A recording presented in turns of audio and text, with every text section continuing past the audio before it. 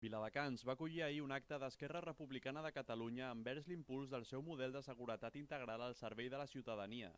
L'acte va comptar amb la participació del conseller d'Interior de la Generalitat, Joan Ignasi Elena, i la portaveu municipal del partit, Bàrbara Lligades. El conseller d'Interior va remarcar la necessitat d'augmentar el nombre de Mossos, bombers, agents rurals i la presència de dones als cossos policials. Hi ha d'haver més Mossos, en aquest cas Mossos d'Esquadra. Crec que policies locals també n'hi ha d'haver més, però jo m'ocupo de lo meu, més Mossos.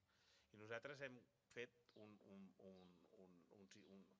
una evolució, que és que hem contractat 850 Mossos a l'any, amb l'objectiu de passar dels 17.000 que érem als 22.000 a l'any 30.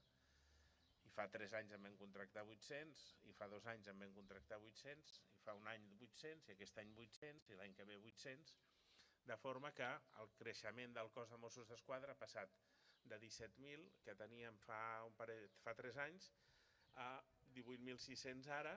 A més, el conseller va exposar les que considera les claus per mantenir una societat segura. Per garantir la seguretat a societats com les nostres, és molt rellevant fer com a mínim 2 coses. Una és tenir una policia molt més tecnificada, molt més preparada, amb molts més recursos, amb molts més mitjans, de tota mena. Ara cada vegada els reptes són més grans. Tenim ciberdelinqüència que abans no teníem i per tant necessitem un cos de Mossos d'Esquadra molt dotat des d'aquest punt de vista per combatre-ho. I dotat vol dir dotat de persones tecnològicament capaces, diguem-ne, a l'alçada de les necessitats i alhora també molt més ben connectada.